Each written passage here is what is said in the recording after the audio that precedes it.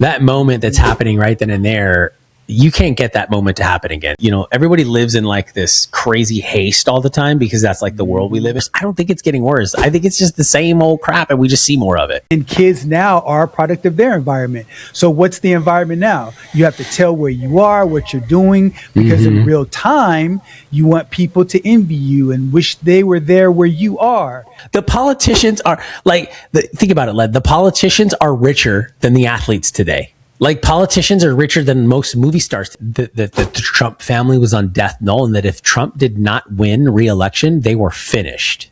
Right now, our system of democracy is on a slippery slope that's continued with this administration. The slippery slope has been people get elected to office and they use their office for personal gain. If you're too principled, you can't exist in the world of politics, unfortunately, today. The powers that be on both sides of the spectrum, whether it be the right or the left, are so entrenched, so connected, and so powerful now at this point, Len, that it is impossible to be a centrist. You know what? These kids are headed for self-destruction because they're on their phones all the time, they're on social media all the time, and they're disconnected, right? Today, a lot of people don't even know how to deal with each other in the real world. They only know how to deal with each other through screens. Welcome to the Family Office, planning for the people who matter most. Yeah, so we're going to her funeral tomorrow. I just found out yesterday. She actually passed on the 10th. Wow, that's crazy. I'm going to reach out to her because I still have her number. It's just, we were talking about that. What one we were talking about? We were talking about that, I think last week, about just like the age where you're at with that age right now where you just start third funeral in 2 weeks. You just start to lose a lot of people. It's a shitty age to be at, by the way. It's just crappy, but it's never easy. It's never easy to go through any of that stuff or experience the loss. And unfortunately, as you get older, that just seems to be part more of life as you age, your friends, family, and things like that. So yeah, it's never easy. I was just having a conversation actually with Mary, and I was saying, yeah, you know, this habit that I've really been developing over the last couple of years is like, if, you know, for example, like you're watching a video, you're listening to a song, or you're doing something like that. And it's like, yeah, I'm going to stop and pause when like my child or my son or my daughter comes in the room and wants to show me something or talk to me, because that video or that song I'm trying to listen to, that's in a data center in a cloud somewhere. I can spin that up anytime I want. That moment that's happening right then and there, you can't get that moment to happen again. You know, that's not sitting on a data center somewhere. So I think just taking advantage of just slowing down sometimes and just really just, you know, everybody lives in like this crazy haste all the time because that's like the world we live in. But it's okay to be urgent about things, but at the same time, like really just kind of like compartmentalize. Yeah, like just slow it down. When you think about Viola, how many more years is she going to be 6? This is it, man. This is it. They're going to be 6 again.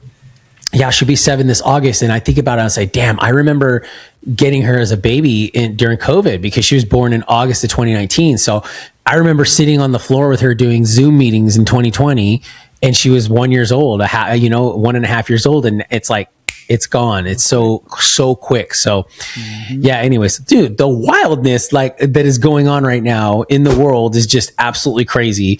I think today is like supposed to be a peace deal. Like I think Trump said he's close, or they're close, has been the news that's been coming out. That'd be nice to see, but I was pretty shocked by like, and I don't know, you know, I haven't seen a little bit. I've seen a little bit of it, but I was curious to know what your perspective of it is, and you even heard about it, was the death threats or the assassination scheme or plan for Ivanka Trump against Trump's daughter. Did you hear about that, or did you see that at all, or no? No, I did not hear about that. Yeah, so supposedly I think they caught the guy or something, but there was a whole plan and everything laid out to assassinate her. Wow. In revenge for taking out like a dude or a general or something like that in Iran. Soleimani. Yeah, I think that might have been what it was for. Either way, it's like pretty scary stuff. So, No I mean, doubt. No doubt. you think about that, but that just, I think, goes again to what I fear the rest of the world. Like, we don't do this kind of stuff. Like, this kind of stuff is not normal to see, this kind of stuff. And I guess in the modern world, or maybe it just went on more and more and we didn't see it. I think that we're living in an interesting time anyways, Len, because I think we see a lot more of the crap that went on in the world anyways. We just didn't see a camera everywhere because we have social media and cell phones that record everything. So I don't know where I feel on all the stuff that's happening in the world today on whether I'm still 50-50 on it. I'm 50-50 on this kind of crap was happening anyways and we just didn't see it. And I'm 50-50 on, man, is it really getting worse? I don't think it's getting worse. I think it's just the same old crap and we just see more of it. I think what it is that it's for the first time the threats are on U.S. soil from foreign actors. Because like, if you think about it, what happened in Libya with Gaddafi, you know, that was a whole big thing that the United States arranged for him to get killed because he was starting to have more of a presence on the world stage. And the thing about Gaddafi is that his goal was to begin to unify the African countries, and he was starting to make headway. And then eventually word got out, and then he was killed. Then when you think about in Israel, when there were talks in Qatar, and they found out the location of the people that were doing the diplomatic conversations, and that place got blown up, and that person died. You know, the United States and Israel connecting together, and they took out 40 of their top leaders. And so I don't think these things have gone away. I think they've just come on foreign soil. I mean, because even with, you know, Trump calling the hit on Soleimani during his first term. So these things are normal. They're just not normal on American soil. And then once it hits here, then I think it hits a little bit differently because now these are people, because it makes us all feel vulnerable at this point. Because if they can hit somebody, you know, that's high level like that, what happens to any one of us? Now, the good thing is that we're not in the public eye or anything, but that means that anybody on the planet is susceptible potentially. So let me ask you this. Uncertainty. Is it that the bad guys are getting better, or is it that the good guys are getting worse? Which one is it? Like, do you understand what I'm saying? Like, I understand exactly what you're saying. I think it's that because of the prevalence of social media, because think about it, when you have Instagram and Facebook and all of these other things, what do? Oh, we announce to the world our location. When we go travel, we don't talk about it after the fact, because I remember, you know, I've been so paranoid. I would tell about my trips after I got back home because I didn't want anybody robbing my house while I was gone. Right. Product of growing up in the hood, I guess, you know. I don't know. I think that's something you've growing up in the 80s. You didn't announce like you didn't announce like you had the timers that were random. You didn't leave your voice, like you didn't change your voice recorder, right? Like you didn't alert people that you were gone and you had someone come and watch your house. Mm-hmm. So I think that that's a product of growing up in the 80s. In fact, I just forced my kids. I didn't force them because I don't have to force my kids to do anything. But I just watched The Great Outdoors with my kids, and they'd never seen that movie because they love to watch movies. And I'm like looking at it, I'm going, dang, I was your guys' age in this movie, right? Watching these adults do all these crazy things, and I'm watching it and I'm going, I haven't seen this movie in like over 10 years. And I'm watching it and I'm going, dang, dude, I get a lot of the satire in this movie now that I didn't get when I watched it as a kid. I don't like going. I think you're just a product of the 80s. You watched your back more on that kind of stuff. Maybe that was, and maybe it was the hood stuff. You know, maybe you did. Maybe it is a combination of those. It is. You are a little thuggish, Len. I mean, you kind of come. Stop. But I'm just saying, we're all products of our environment, right? And kids now are a product of their environment. So what's the environment now? You have to tell where you are, what you're doing, because in real time, you want people to envy you and wish they were there where you are. But the flip side of that is if somebody has something bad they want to do to you, they know exactly where you are, right? And they also know exactly where you are not. And I think that makes us all susceptible. So I think given the amount of intelligence that foreign actors have on us and also the information we give up, then I think there's a combination of those things, you know, because like even let's just say, you know, Ivanka wasn't saying where she was, but who's to say that there weren't 100 other people that said, oh my gosh, I just saw Ivanka Trump in Times Square. Such and such place. Yeah. A bunch of pings. Exactly. It's very easy now, you know, so I think it's a combination to answer your question of both. They're better and we've gotten worse. To me, it's so interesting to watch how you see how everybody interacts in the world today, because it's very different. I don't remember people walking around with as much security as they walk around with today. And I don't just mean like politicians. Like, you've gotten to the point now where you have business people that walk around with security. You got celebrities that walk around with security. Like, you remember back in the day, like you would see even presidents though, back in the day, you'd see them, they'd walk through crowds, right? Like JFK would walk through crowds, like Kennedy would walk through, or Reagan would walk through crowds. And then you started to see that taper off during the 90s. And then now it's like after 9/11, like, are you kidding me right now? Like, that doesn't happen. So you only see that really on the smaller local politician level. And even that is dangerous sometimes. But I think that a lot of politicians have actually really taken that to the extreme where they all think they're gods now. I mean, realistically, if you're really looking at the world today, and this kind of maybe talks about how, we can lead into what we're talking about today anyways, which is, politicians and, how they take advantage of the system, because it really is evident today. I mean, back in the day when you and I were growing up, you wanted to have like movie star money, right? You wanted to be celebrity rich or athlete rich, right? Mm-hmm. Today, who wants to be athlete rich or movie star rich? You want to be politician rich today. The politicians are like, think about it, Len. The politicians are richer than the athletes today. Like, politicians are richer than most movie stars today. Like, Nancy Pelosi is richer than 90% of Hollywood movie stars. Like, that's incredible. Like, what school of investing did she go to? Or school of opportunistic timing, ultra realistic timing? Like, can I get the time machine, or can I get the psychedelics that she does before she makes her stock trades with her husband? Because I want to know, dude. I just need to be on the know. That's it. I only want 5%. That's it. I'm only asking. I'll take 1%. I mean, you go into office and you come out $200 million richer. And that's just another example. I mean, you just had Eric Swalwell. You had all these stuff. You had Tulsi Gabbard that just resigned, which is huge. Mm-hmm. And the left is absolutely killing her, saying it's not because her husband has cancer. I mean, give me a break, man. Regardless of what the narrative is, have some decency.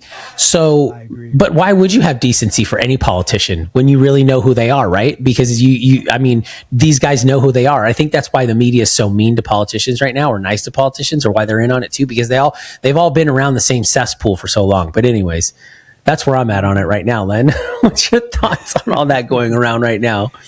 I mean, I think that when you look at just the overall temperature on politicians, I think from the population's perspective, we're really creeping towards having corrupt governments on both sides of the equation.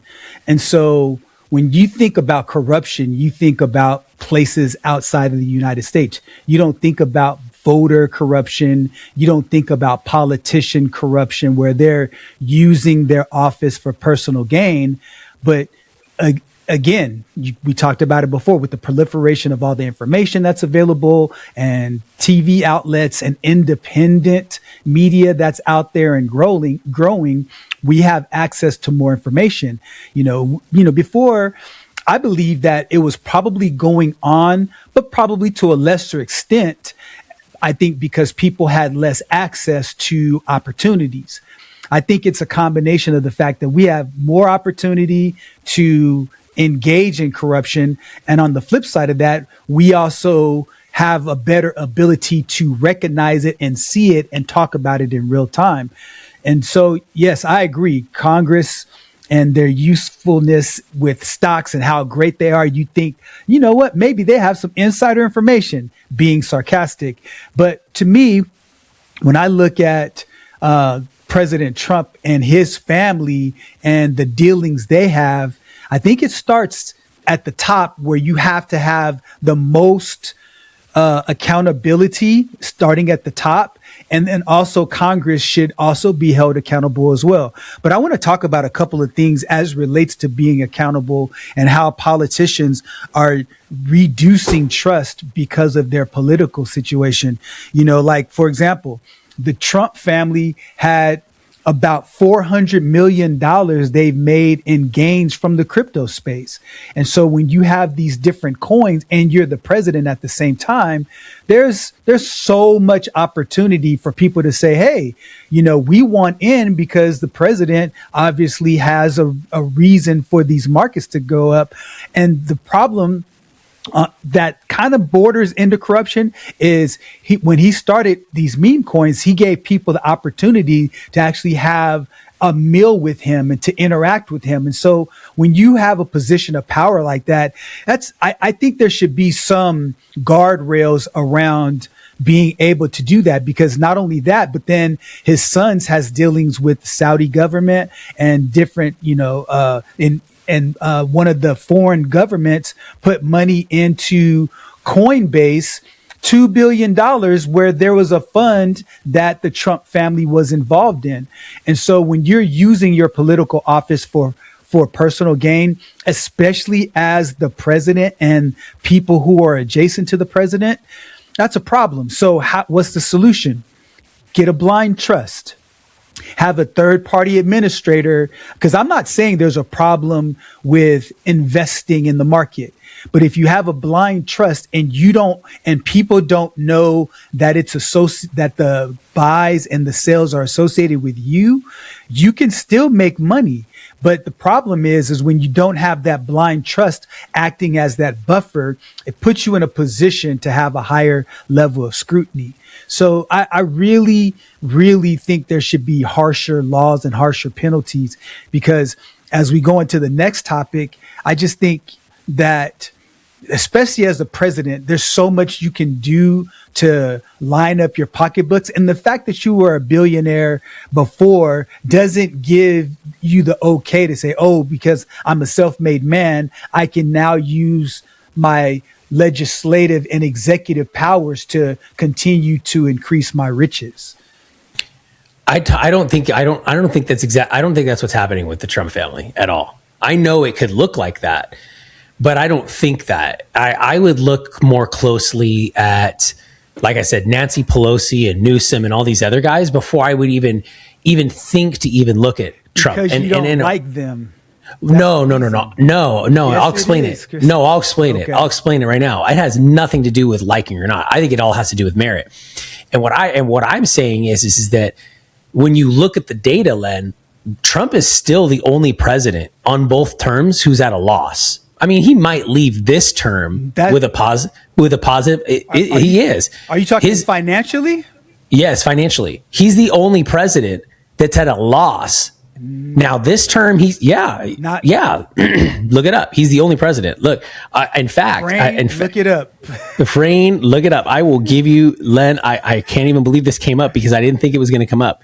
Meanwhile, I'm looking at Bill Gates' face and how he's spraying avocados with new types of poison. But at any rate, let me see if I could find it. If I can't find it, Len, I will definitely find it. But, man, I wish I could find it. But if somebody could find it for me, that'd be great. But at any rate, Trump is the only president that is at a loss in his income. I'll find it. I'll find it when on the next time when you're talking. Okay. But he's the only president so far at a loss. Okay, at a loss. And I really didn't know we were going to talk about this. I didn't think it was going to come up, but I got the data. I prepared for this. For this. I just got to find it.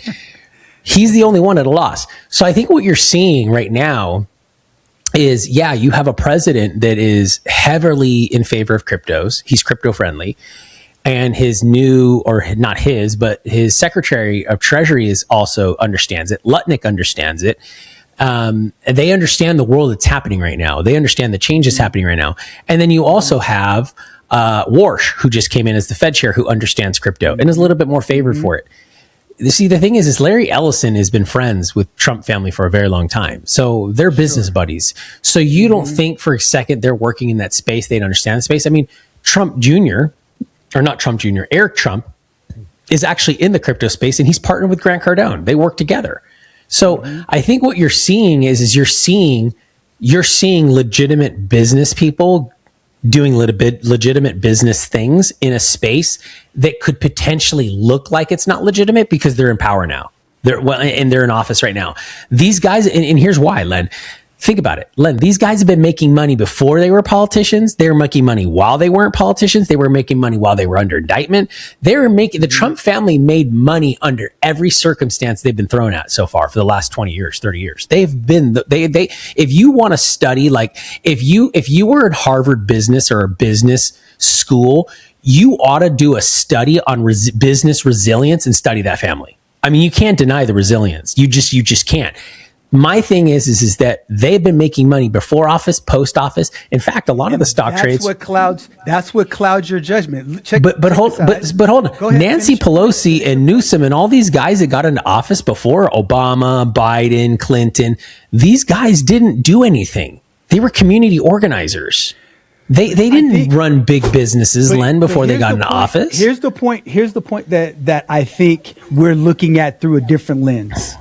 The lens that you're looking at is from the standpoint of what were you doing pre-office and how did you use the office to make those gains? What I'm saying is, to what degree did you use your positional power in office to make those gains? And so I'm not in opposition to anything you're saying about Pelosi because, insider trading is definitely a potentially indictable offense. And I would agree with there being an investigation on her. What I'm saying that you're not processing the same way that I am is that I think you're over indexing from my perspective for the amount of financial gain that the Trump family made prior to office. Check this out. I have the data for you. So who wants to share data first? Go for it. Because I'll share what I have too. Okay. Bill Clinton, net worth before office, 1.3 million. After, 241 million. Okay. George W. Bush, that's Bush Jr., before office, 20 million. After, 40 million. Now, family as a whole was wealthy anyways, right? Barack Obama, this is a shocker right here. 1.3 million to 70 million. What happened? How did you get that money? Donald Trump, 3 billion before office, 2.3 billion after office. He lost money. Joe Biden, 8 million to 10 million. And we all know Biden has the most elaborate filtering, money laundering, layering, structuring, placement scheme out of anybody in the business. I mean, you want to launder money and structure money and place money. Nobody does it better than the Bidens do. And you talk about people making money, but Len, you can't bring up the Trump family without bringing up the Biden family first. You can't bring up the fact that Hunter Biden was on the board of companies and given all these sweetheart deals, and the guy has never built anything. The Trump kids weren't afforded stuff like that. These kids worked. I mean, you can't compare those. These guys are totally opposites. And by the way, last I checked, Len, there was no salacious photos of Don Jr. and no salacious photos of Eric and no salacious photos of Ivanka anywhere. And if you look at all these guys, I mean, besides from Don Jr., who just got married again, right? And he's kind of like only been the shaky one relationship wise. You look at Eric Trump, the guy's winning. His wife, she was the former chair of RNC. You look at freaking Ivanka and Jared Kushner. I mean, you look at these guys and you go, dude, this is a well put together family and they're resilient. I just don't know how you look at them first under the microscope versus then you come at me and you say it's because I like them or don't like them or because I don't like Pelosi. Len, come on, Len, I'm basing it on merits. Okay. I'm basing it on merit. Tell me what you got, baby. Len, tell me what you got. All right, so World Liberty Financial Crypto, okay, based on the report, the Trump organization has $802 million just in the first half of 2025. And how is that different but hold on a second, Len, how is that different from Elon Musk? SpaceX is about to go public and they listed on their balance sheet a bunch of Bitcoin. It's like 820,000 Bitcoin. How's that any different? They're speculating the market just like anybody else would. But the difference is, Chris, they're favorable on crypto. Elon Musk is not the president. Right, but I'm saying Musk isn't using his positional authority but how? as a presidential figure. I get what the murky water that is. money. I get what the murky water is. The murky water is that the Trump and co. and Trump family are business people, and they said, "Ooh, crypto is going to be big." And they partnered with a big person outside of politics who was big in the space, who's proven in entrepreneurial activities, Grant Cardone. They all got together in the same room and went, "Hey guys, let's do a crypto firm." They're in business together, and they timed the market right. By the way, they also took losses too. They took a bath during November and December when crypto fell. I mean, we're still in a crypto winter, right? Okay, or but down. Look at so the whole Trump meme coin made $336 million. He wouldn't have done that had he not been the president of the United States. But so did Iggy Azalea. So did all these other guys that have meme coins. Everybody made money on meme coins. In fact, Iggy Azalea is getting sued right now for that. Did you know that? And Trump always does that stuff, though, Len. Trump always does that, though. He has the sneakers, the cars, the coin. He brands himself. That's his brand. He sells stuff with his name on it. Len, people buy it. Why are you not outraged that people buy cigarettes still? No, I am. And Tucker Carlson sells nicotine now. Like it's healthy for you.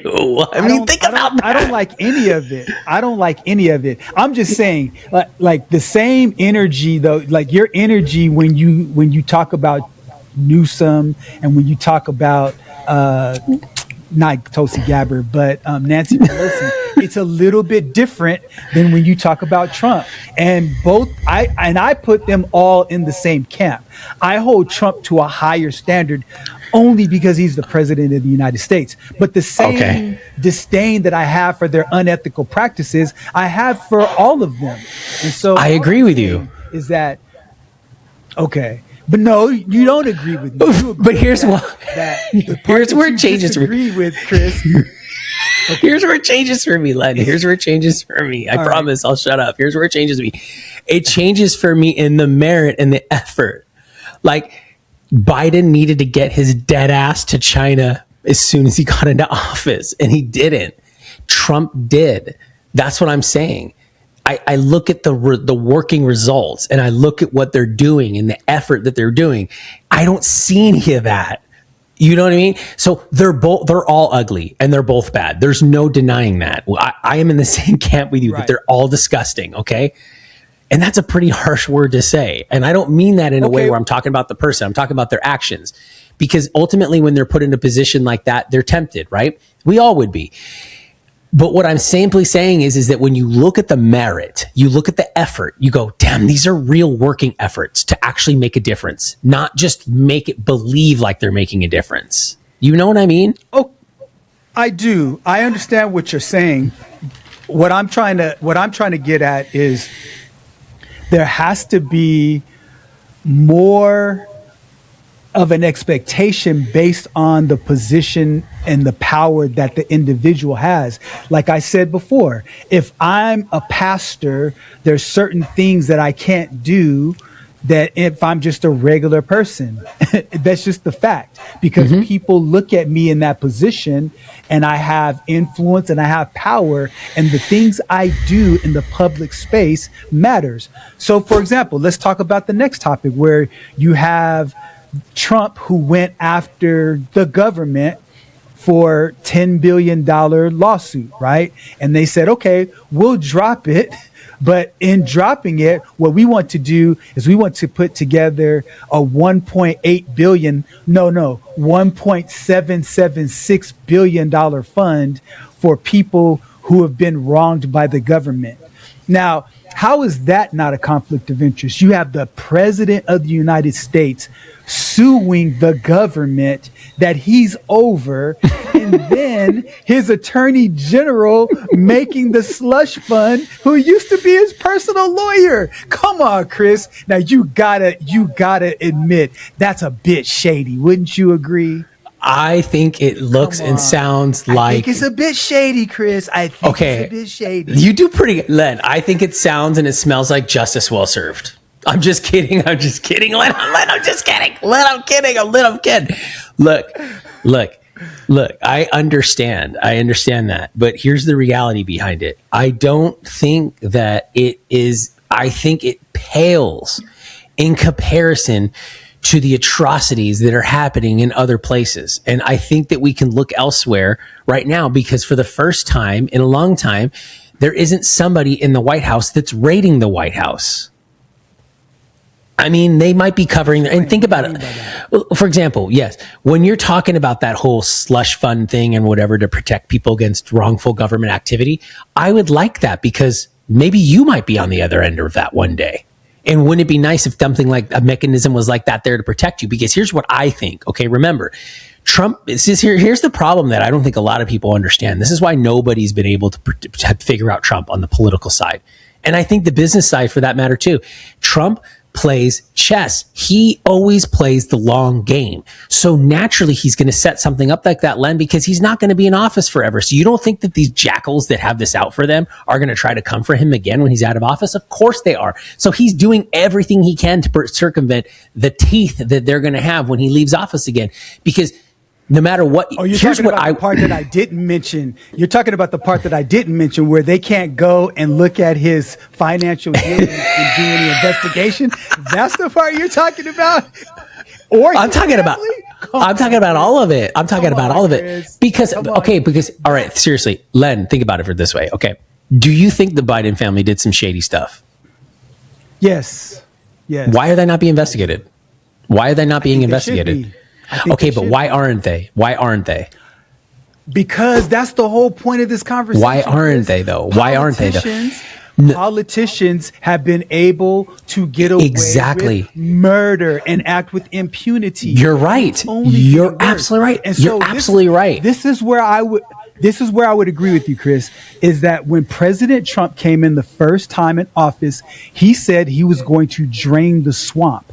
And what that meant to the American people is that he was going to go in, because he wasn't bought by anybody. He was going to use the fact that he was already a made man to go in there and shake things up so politicians couldn't act shady anymore. But what he did is he took it to a whole nother level. I don't know how you see it that way. Bro, wait, hold on. Then how do you explain this to me? Okay, I don't know how you don't see it this way, Len. Here's the thing. I don't know why you don't champion more for him. And here's the reason why I say that. You're absolutely right. Politicians do a bunch of crooked stuff, and you're absolutely right. They should be held accountable for it. And he was in office. And guess what? He got out of office, and he was fully investigated, persecuted, dragged through the mud, over-exacerbated, indicted 80 million motherfucking times. All of the kitchen sink that was thrown at him, Len, and they still couldn't convict him or get him on anything. Impeached 3 times. Nothing. No evidence. Robert Mueller investigated him. He was found guilty 34 times. Len, you know, yeah, but counts. Len, the only reason why he didn't serve time is because he became Robert Mueller did an he was held guilty on 34 counts because they knew they could get anybody. You can get anybody on quid pro quo. You can corner anybody on a quid pro quo, and everybody does it. Len, the reason why no one investigates Biden or Clinton or Obama's or any of these guys is because they're all dirty. And the reason why they do it to Trump is because they know he's not as dirty as them and they need a scapegoat. That's the way I see it. So if you can get a guy that's in presidential office, gets out of presidential office, dodges impeachment, gets investigated, gets indicted, still they can't get anything on him, walks away scot-free, gets reelected. And by the way, not just by the Electoral College, also the popular vote, which everybody on the left always likes to say when they lose, oh, the Electoral College it's not legitimate unless you win popular. He won all of it, plus the swing states, plus the Senate, plus I don't know how you don't look at that and go, well, wait a minute. Hold on a second. He walked through fire for us. And I'm not saying that like biblically or something like that, but the guy earned his stripes, Len. He was beat to death, almost bankrupt. In fact, I firmly think that like you read Robert Greene's Laws of Power and of War, okay, Laws of Power. When he says you got to put yourself on death ground, right? Death null, death ground. I firmly believe, Len, that the Trump family was on death null, and that if Trump did not win re-election, they were finished. And I think the whole family came together and they went, look, guys, even down to Barron was involved, and everyone got together and they all rallied behind it because they knew they were overly aggressively put out of business. Chase Bank debanked them because they were pressured by the political adversary. Like, that's the shady crap that we ought to be mad about. You don't see us going around like we the other side's not doing that to the other side. Enforce the way that it was being done onto the other side. That's the thing, Len. I'm like, where you not see that at? I don't know. Maybe I'm wrong on it. Okay. I'm not. I think that we both just have different perspectives and how we analyze the facts that are out there. So where I'm coming from with this whole thing, Chris, is looking at the institution of the United States democratic system, right? Where you have the executive, legislative, and judicial branches, where they all serve as a check on each other. So if you've got corruption in one arm of the government, there should be another arm checking that. And so far, the only branch of government, from my perspective, in this instance, when we're talking about high level politics, that has been the most intact is the judicial branch, because each judge has, they have to be a part of the bar association. And so if they do something where the bar, being an external not governmental, but, in another agency that holds them accountable, there's a different degree of ethics that they have to operate under, because there's this external body that serves as an additional check. And so because of that, lawyers and judges, especially as it relates to Supreme Court judges and different judges that rule on governmental issues of corruption, they can't do that because they'll get kicked out of the bar and then they're done. So here's my point, though. My point is that right now, our system of democracy is on a slippery slope that's continued with this administration. The slippery slope has been people get elected to office and they use their office for personal gain. No, not one time when you said, hey, Biden's this, Biden's that I said, oh no, Chris, they played. I said, yeah, you're right. They should be investigated. And so the reason why I'm saying we should hold them to the highest standard is because the moment the public at large loses trust in our governmental system, we're no different than any other country that's engaged in civil war, where now you've got warring factions, and then you've got the might that ends up trying to rise up and do coups and regime changes without a peaceful transfer of power. This all, Chris, hangs in a very delicate balance. And that's the part that I wish that you would see from my perspective, is that the more this delicate balance keeps getting pushed further and further away from what we can all see with our two eyes as being rightful actions and just actions that should be happening, but we don't see that, the more we start to look at the government that's supposed to be our leaders side-eyed and say, you know what? I don't trust this. I don't trust this process. I don't trust these people. And how much more can we stand on that? I believe the only reason why there hasn't been more strife and more, escalation of activity amongst people and amongst different factions is that we're comfortable. We, at the end of the day, we still have the number one economy in the world. We still have the number one lifestyle as an aggregate. There's other countries that have a higher, per capita income and stuff like that. But as an aggregate, we have the highest quality of living. And because of that, we can say, you know what? I see what's going on TV. I don't like it. But you know what? At the end of the day, I can still eat. I can still put a roof over my head. I can still go on a vacation. So I'm good. Take that stuff away, bro. And then we don't have the same level of comfort. Then we begin to redirect our anger. And then now we've got a bigger problem on our hands. So in closing, all I'm saying, Chris, is that We need more politicians as a whole. I throw Donald Trump at the top of that because he's the president. Who's ever the president next, I'm going to put that person at the top of that heap as well. Is that governmental officials who are supposed to act on behalf of the people, by the people, for the people, need to get their act together. Because if we start to continue to slip financially, economically, and all of those things, this is going to be a tinderbox that goes just like that. I am totally on the same page with you as far as all that. I just don't think that he's going about it the same way everybody else is going about it. I just don't. I don't think he can be roped into camp. Is there some sweetheart deals happening? Is there some good timing happening? Of course. There's no way to prevent that from happening because he's already in business. When you look at it, he already has a business. He still has a business. He's still generating income outside the business. He's not taking a presidential salary. So I look at that and I go, okay, cool. That's different from his predecessors because his predecessors didn't do that. No, you can't say that for his predecessors. That's so true, that's what I look at. It still doesn't make his actions right. Right. I'm not saying his actions are right, but what I'm saying is that his actions are better than his predecessors. That's what I'm saying. What I'm simply saying is that number one, you get what you get. It's out in the public. He's not hiding anything. You know exactly who he is and what he's doing. To the most degree, as much as he possibly can be transparent. And secondly, he's doing far less worse things than his predecessors did. So to me, it's a win.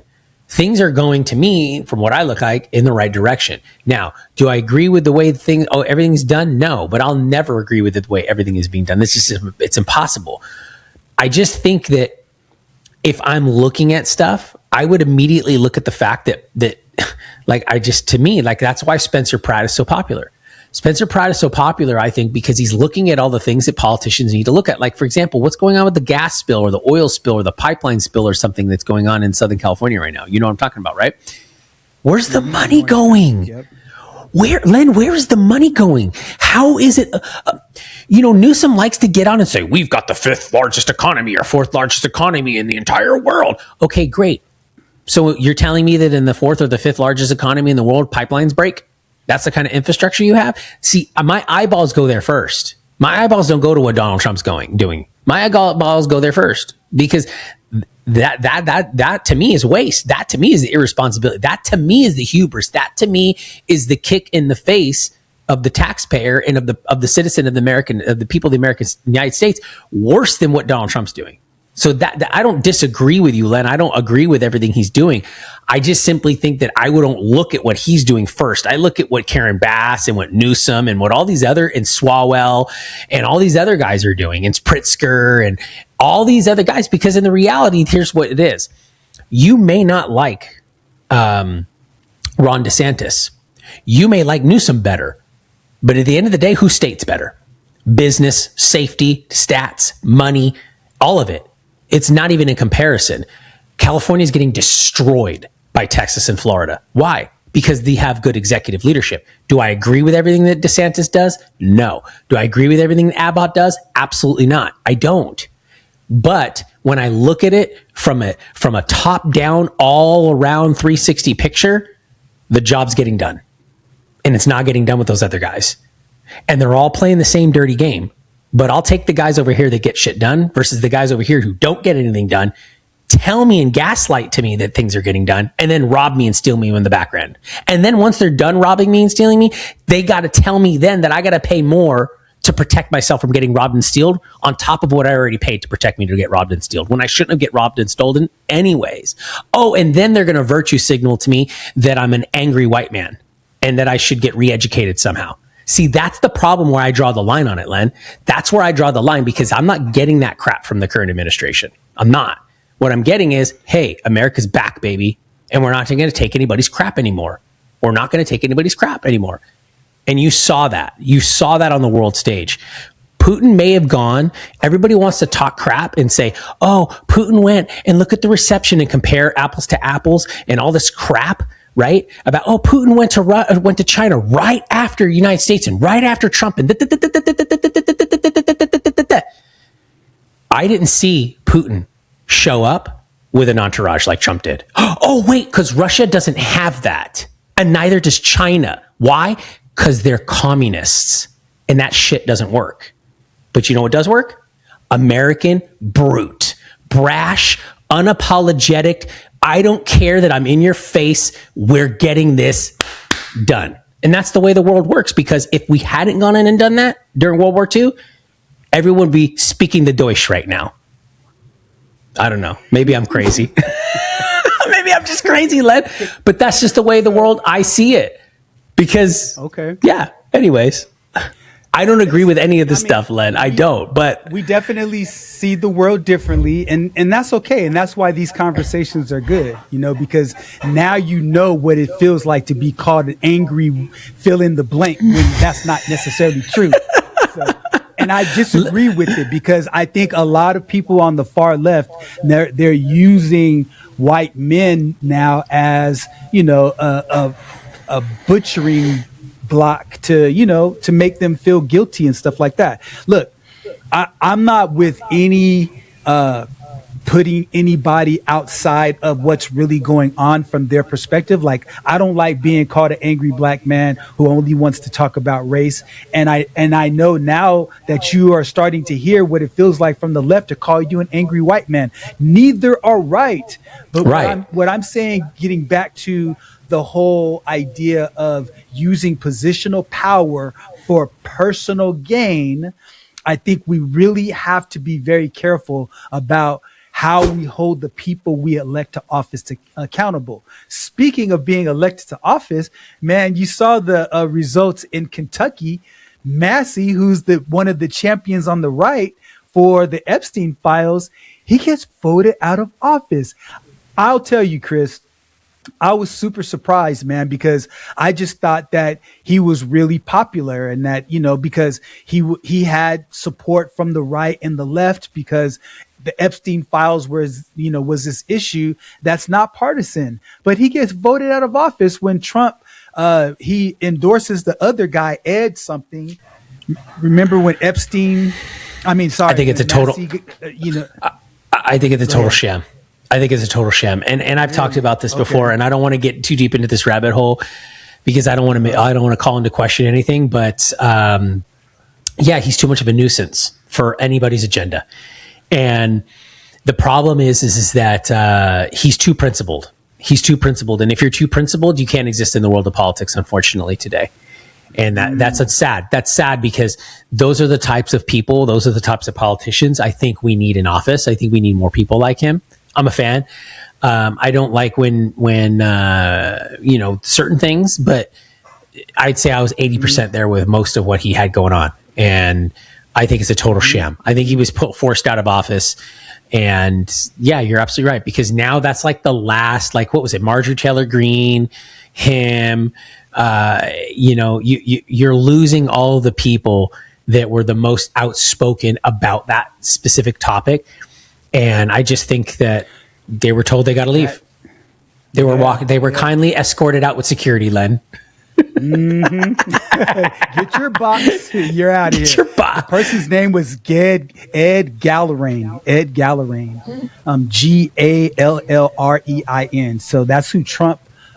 He's the one who Trump endorsed him. So to me, what this says, bigger picture, is not just about Marjorie Taylor Greene stepping down, not Massey being out primaried. What it's Tulsi Gabbard stepping down. Yes. What it's saying to me is that people who have a voice in politics, who have bipartisan perspectives on certain really strong issues, and in this case, when we're talking about the Epstein files, they're very powerful people who are in the crosshairs of being taken out. Yeah. And so issue after issue after issue has pushed this story down further and further. And because Massey was a champion of getting the Epstein files exposed, powers that be, put him in a position where he's going to get unelected. Now, I have a feeling that he's going to run for president in 2028. I think he. You think so? You think so? I think so. I don't think he has a chance to win, but I think he's I don't think he does either. To be a person puts his name at least in the hat to run. And it's just disheartening to me, because if you think about kids being put in those situations, I'm trying not to use the words just because of, YouTube word policies, but you know what I'm talking about when they're put in. I know I'm going to get fined so fast. I already know it. So I just think that it's a bipartisan issue, don't you?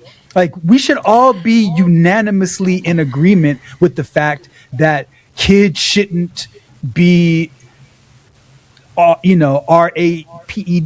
They shouldn't be in a position where they're trafficked.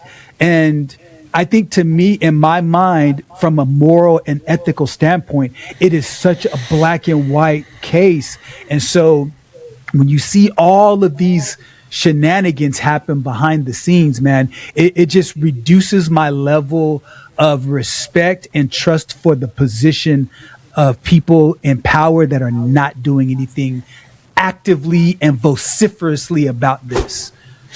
You just look at the voter sentiment and trust, and it's just degraded, right? It's never gotten any better. It's consistently gotten worse as the years have gone by. It has not gotten any better. It's consistently gotten worse. And that's the problem that we all look at it here today. It's like everybody's looking at it and going, oh my gosh, oh my gosh, oh my gosh. But I think that when you look at Massey and his situation, which is unfortunate, I don't think that you can be in his position in politics today. I don't think you can. I don't think you can exist in I don't think you can. I agree with you. What do you mean? I just don't think that you can exist. The powers that be on both sides of the spectrum, whether it be the right or the left, are so entrenched, so connected, and so powerful now at this point, Len, that it is impossible to be a centrist. It is impossible to be a common sense politician in the middle, where you're going to make decisions and you're going to make actions on the best interest of the people. I just don't think that it's possible anymore. I think we've gotten so far away, and we've gotten because you got to pick a side. It's so binary today. You absolutely have to pick a side. You're either on this side or this side, and if you're not, then it's either here or here or here. You're either red or blue. You're either gay or you're straight. You're either black or you're white. Like, everything has become so freaking binary that you have to pick a side, and it's become so filtered down to that way that it's so difficult, because you have to combat so many people that know so many people that are connected so many times over in all categories that how could you? How could you? No, that's fine. I mean, how could you? How could you make any type of progress in that environment today? Because everybody's against you. I mean, because these guys are so established they don't want it to change. These guys are so established they don't want it to change. Nobody wants it to change. They're both screwing each other, and nobody wants it to change. And it's so. Yeah, no doubt. Because, like, if you look at John Fetterman on the other side of the aisle, right, a lot of times he catches heat from his side because he sees a lot of things that the Republicans see. And I understand that sometimes you may be in a district where, even though you represent one party, but you need to speak like you're from the other party to get reelected. I get that. But just as a principle, you should be able to go and represent the voice of your people, combined with your own personally held convictions, and be respected for that. But the person who's spineless, that leans back and forth, and they just go with the sign of the times and the tide, right? I don't respect them. And I think that's what Massey's catching on his side. And it's unfortunate, because when you look at champions for good, that should be the norm and not the exception.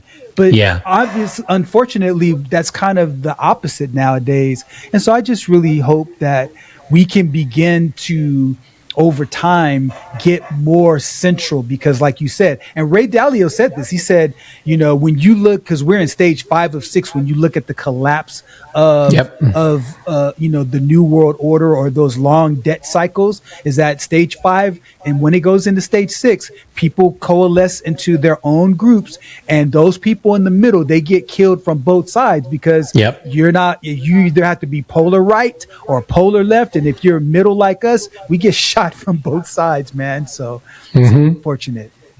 Fetterman's an interesting topic, Len, because I was not a Fetterman fan when he first was running.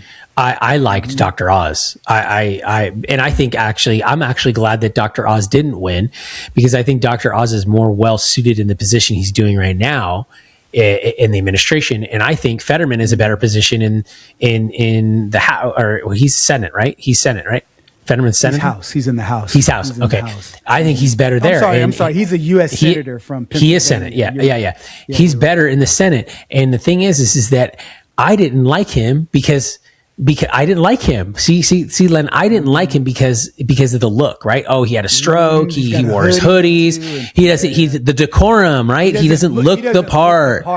That's right. Exactly, right? But then he gets in the office and I start to see his merit and I go, holy crap, he's more like a Kennedy Democrat, and then, or maybe even a Reagan Democrat, than he is anything else. He's actually a pretty good politician. Because why?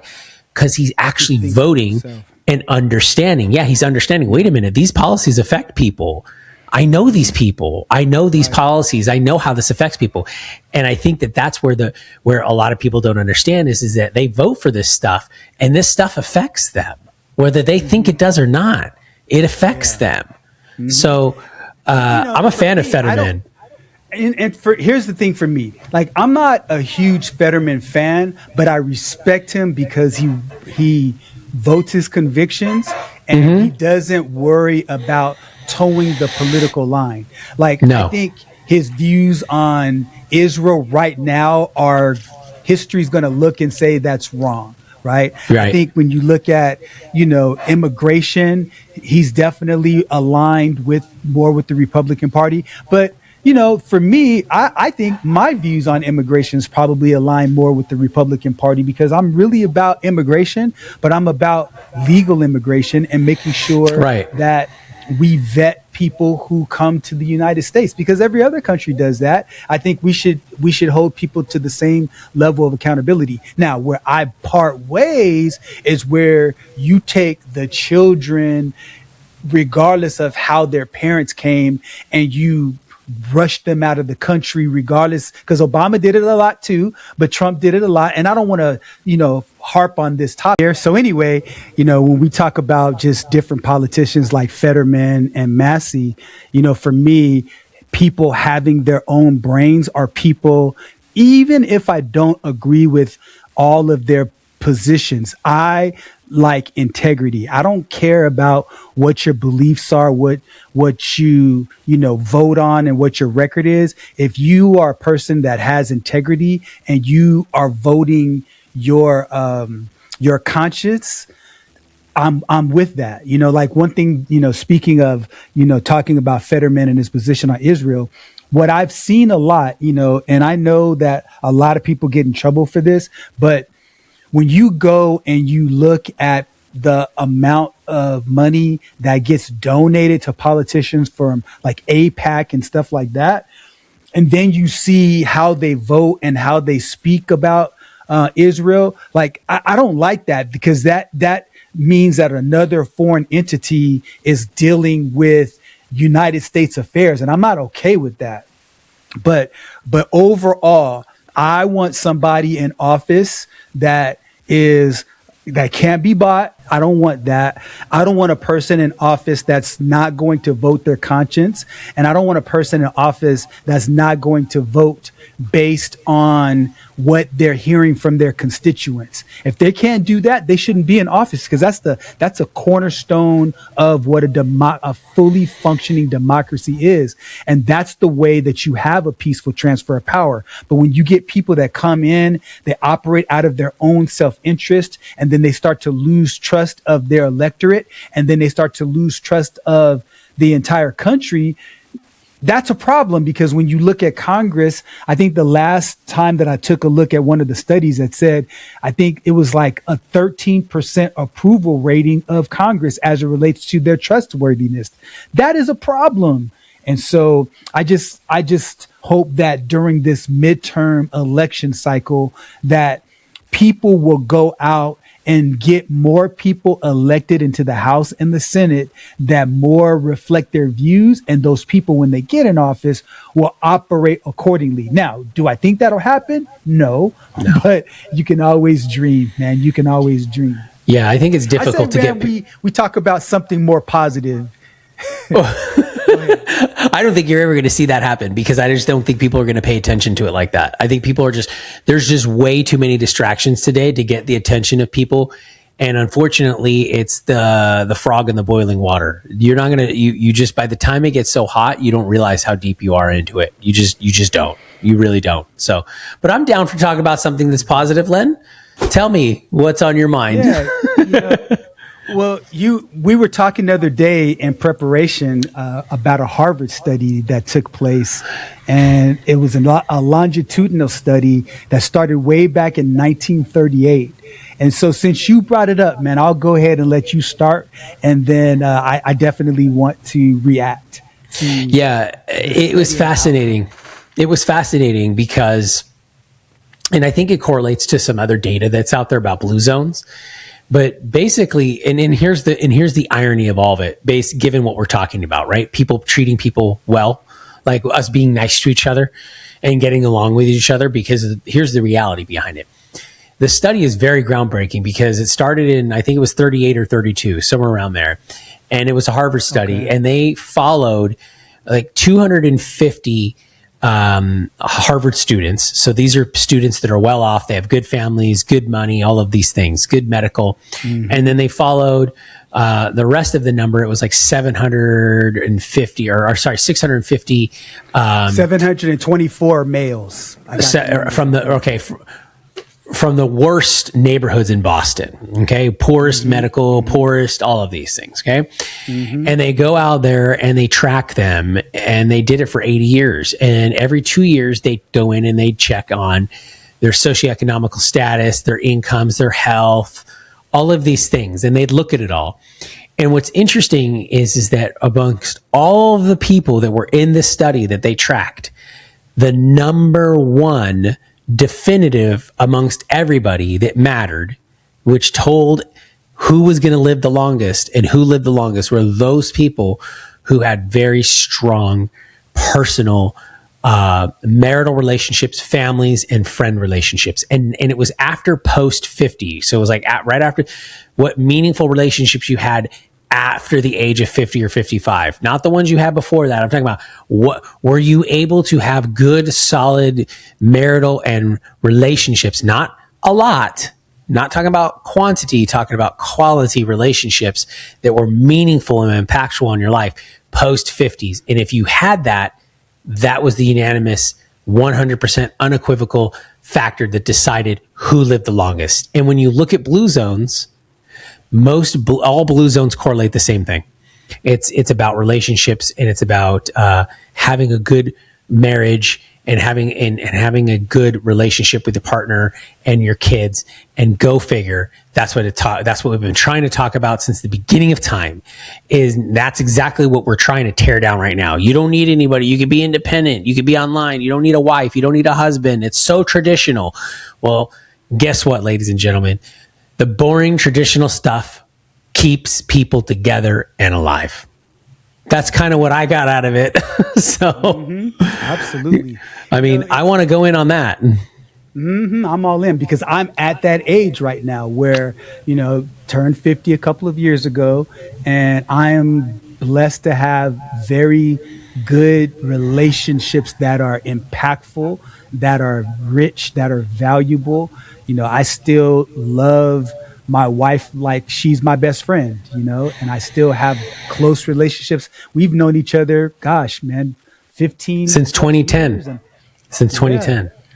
You see, so, we were just talking before we got on air about another friend that we known whose mom just passed away, and I'm going to be going to, their funeral, and we haven't spoken, like a lot in the last 5 or 6 years, but when we do connect, those connections are meaningful. And so the one positive, so here's one way we could look at that and say, you know what, these kids are headed for self-destruction because they're on their phones all the time, they're on social media all the time, and they're disconnected, right? Right. But there's a flip side of that, which is this. I think there's more opportunities for kids to be more connected than ever before. I'll give you an example. when I left high school and went to college, a lot of my high school friends fell by the wayside because there wasn't any mechanism to keep us connected, right? But then when Facebook came around, then we all found each other, and then it started a school page. And so we were able to reconnect, and we used that to have a high school reunion. And now I have lunch like once a quarter with some of my high school buddies that I hadn't prior to that talked to in many, many years. So and then also when I look at my sons have friendships with people that they've connected with since kindergarten. And so 2 of them went to the same undergrad. Yes. Right. And so they all, they have these group chats. And then when one is in town, like they're scattered all over the country now. Yeah. But when they all come together, pockets of 2s or 3s will always get together. They'll go out and hang out and socialize. So I think there's an opportunity there. And then also the way I look at this in a potentially positive way is that because technology connects us all potentially, if we take advantage of it, as we get older and as our lifestyles begin to change, we begin to, I believe, naturally settle down into different types of activities. You meet that special somebody, if you have a good positive relationship, that's the central, core one. Right. And if one spouse brings friends to the relationship and the other spouse does too, now you have that extended mutual friendship. I hope, given people have access to this information, that they'll use it to say, you know what, we've got to be intentional and use technology to our favor so that we can take online relationships and keep them intact offline. Yeah, I think it's about knowing how to how to use the technology. And that's where I think people that in my generation and your generation have an advantage, simply because we knew how to operate without it. And I think a lot of people today, parents have to show kids how to operate outside of the digital world, just simply because, this kind of stuff becomes passé. Because if the power goes out, all this stuff goes to shit. I mean, none of it's going to work. And at the end, and also at the end of the day too, you got to understand how to socialize people. Today, a lot of people don't even know how to deal with each other in the real world. They only know how to deal with each other through screens. So when they get in front of each other, they're like, oh my gosh, they don't know what pheromones are or sweat or smell or anything like that. They have no ideas of like, what is going on right now? But yeah, I think technology brings a lot of people together. You're younger than me, man. You sound like the old man on the lawn. I know. Isn't it crazy? Isn't that crazy? It's funny, isn't it? State Farm can't help you from becoming your parents. No, I'm not. I just think that happens with everybody. You're like, oh my God, look at it. I try to stay a little bit hip though. I try to stay a little bit. I think it's just the nostalgia thing. I think that's just it. I think it's just trying to say nostalgia. I will say this though. I think anyways, and I could be wrong. My kids would probably tell me I'm wrong, but I don't think I don't think that we're that far off. You know what I mean? I mean, what I mean by that is I think the coolness gap thing that you used to see with parents, I think that's actually is getting shorter now with each generation. Simply because I just think that the world is changing, but I think that everyone's kind of doing the same thing. And what I mean by that, a great example is that my kids don't know how to out-tech me. Maybe it's because I was in technology, I don't know, but they don't know how to out-tech me. So, I mean, when the stuff goes to heck, I'm not going, oh, can you fix my phone? I'm not that adult where it's like, I need my son to help me with. No, they're asking me for help still. So I think that, that's the big difference here with it. But definitely. I'm excited for the future. I think the future has a lot of good stuff going on. I think that there's a lot of bad stuff that's going on, but I think that's always been the case. I mean, think about it, Len. Within less than 50 years ago, there were nuclear weapons pointed, right? Was it 50 years ago? Pointed in Cuba at the United States. And we were doing duck and cover drills. Like if you ask people from that generation, baby boomers, they'll tell you, yeah, I remember we used to do duck and cover drills when I was in grade school. We don't do duck and cover drills right now. So, I mean, there's it's not that Russia bad. was considered an existential threat, and they had the nuclear weaponry to wipe everybody off the face of the earth. So if you think about it, to your point, Chris, we're the richest we've ever been as the world, like the quality of life around the world has gone up. more than any other time in history. And also, we're the safest we've ever been. Yeah. Even though you hear about the different wars that are going on, but when you think about times like, during the Dark Ages where people were getting their heads chopped off, people were going to war and getting impaled by different blunt objects, and savage, their bodies sliced in half. I mean, no, this it's not like that at all. And so I think, while we talk all the time about all of the corruption that's going on, if you put it all in perspective, we're living pretty nicely. We're living nice. We're living good. You got to take some time to sit back and, smell the roses and understand that everything's going to be fine. And if, you have belief in a higher power and understanding that, for me, God is in control. And because of my belief in Jesus, things are going to be just fine. I just have to say, Len, that if you don't have that belief, like what you just said, God's in control and Jesus, all that stuff, you just don't understand the peace. You just don't understand the weird, unknowing peace that people like you have when you're in that life, when you're living that way. Yep. I agree. I just say, man, that's good stuff right there, Len. I didn't know I was going to hear. I just, it was good stuff. I just had to interrupt you there. My apologies, but it was so impactful. But anyways, if you like this stuff, go ahead and like and subscribe and comment. We would appreciate that.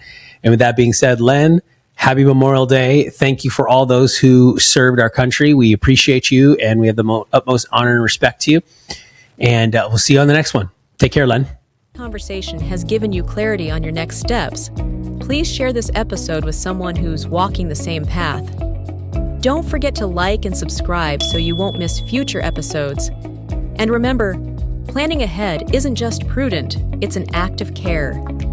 Thanks for joining us, and we'll see you next time on The Family Office.